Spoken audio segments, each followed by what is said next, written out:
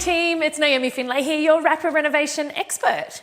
Now, there are both pros and cons when you're looking at either a private treaty or an auction. And I tell you what, as a buyer, I kind of prefer private treaty just that little bit more. I feel there's a little bit more wiggle room when it comes to a private sale. And that's because I don't need to have everything set in stone on auction day as the buyer. So how do you use that flexibility to your advantage as a buyer? Well, are you aware of all the parts of a contract that you can negotiate to the benefit of your renovation project? But, you know, you're probably going, don't I already have a lawyer, Naomi? Isn't what they're for? Now, I know you most likely have a lawyer, and if you don't have a lawyer, a solicitor, or a conveyancer working with you, then I strongly suggest that you get one. They absolutely need to be part of your consulting team. And yes, your solicitor absolutely is your right-hand man or woman when it comes to all this nitty-gritty legal stuff. And he or she is the expert who will guide you best down this route of negotiating the contract for the purchase of your new project. But it's also good to know what the main points in a contract are, and that way you can see how you can have an impact on creating the best possible deal for you to buy. And it might be simply things like getting early access, extended settlements, which in the end can save you money and increase your profits. So, first things first. Your goal is to get a contract with clauses that benefit you without being unfair to the seller. And your solicitor should always keep this in mind when suggesting different clauses for you to add to your contract. But what is a clause? Well, I'm totally not talking about a big jolly man with a red suit that is pulled around by reindeers. I'm not talking about that. But not to bore you too much with contractual law, but your property contract is made up of a whole bunch of information. And a big chunk of that is aimed at defining your duties and your rights as well as the owners. These are usually come under a heading called general conditions. And they're like the name implies. They're stock standard rules that are in most property contracts. And there's stuff like how long do you have before you can change your mind and you can back out, which is effectively a cooling off period. And how long do you have to get your finances in order? And usually, that's part of a generic clause as well. But what you are more interested in are the clauses that you can add into the contract. So these are additional clauses, for example, and they're the ones that your lawyer will throw into the contract and will benefit you, or that is the aim at least. But just keep in mind that if you have a 10-page list of these extra conditions, the owner might run for the hills in the opposite direction. So it absolutely is a balance. So I mean, if you sat down and you shook hands and you were given an encyclopedia conditions, would you shake hands or run away?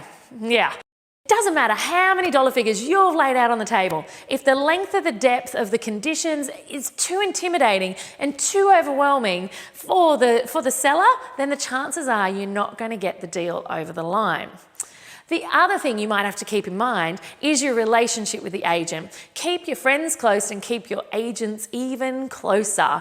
That might not be a mainstream saying, but it sure applies when you're renovating in the property game. And the last thing you want to do is not scare off the guy who's giving you all the property leads.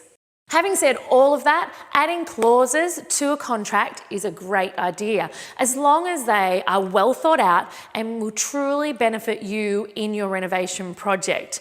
Remember, the goal here is to buy a property in the best possible deal, which doesn't always mean the highest sale price. So you need to use your clauses and your conditions to make sure that this deal and this contract is going to give you the best possible profit for your renovation.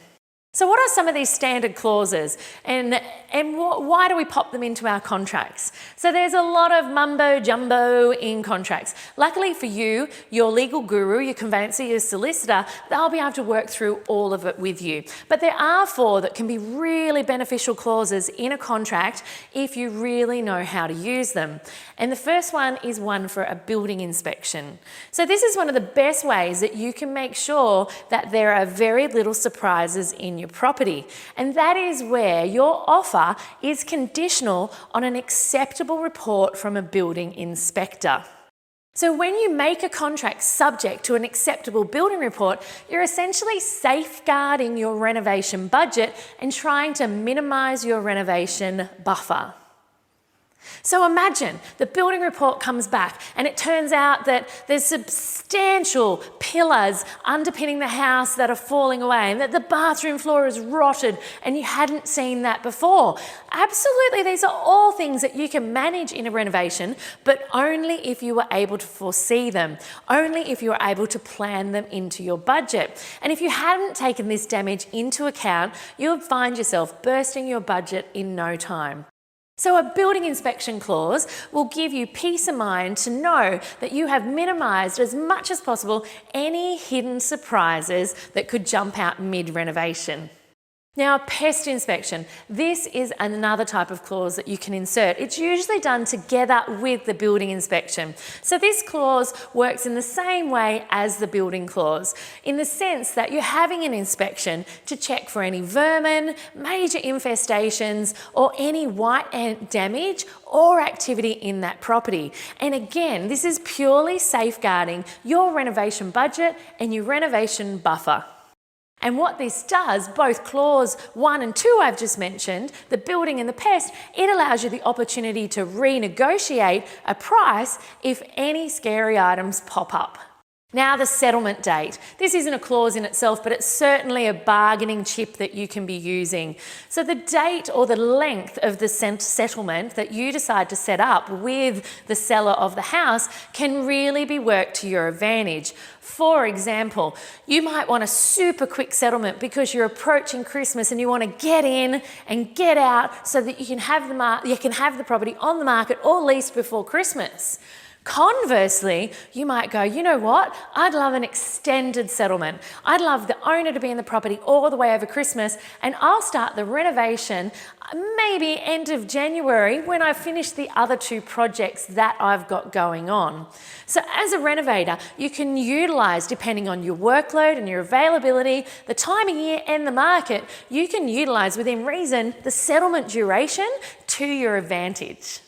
And the next clause is a finance clause. So unless you have a huge wad of cash laying around in your back pocket, or that you already have completely approved finance from a bank, this is one of the best ways that you can get some breathing room about getting your finance together.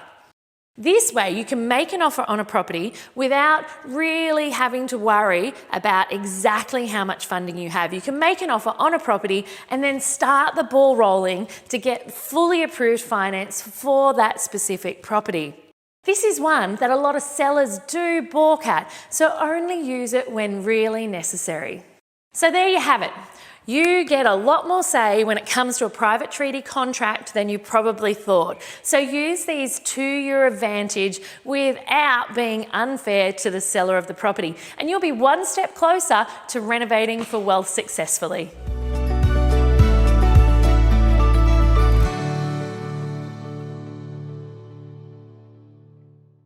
Hey renovators, if you're ready to take the next step in your renovation journey, then come learn how to renovate with me in my online renovation masterclass. It's completely free for all of you listeners. So if you want to discover how to renovate properties for profit, head over to naomifindlay.com/renovation masterclass, where I'll show you how the 7 steps to my winning rapid renovation formula create a 6-figure income for me and many of my students. So save your spot today. Remember, it's naomifindlay.com/renovation masterclass. See you soon.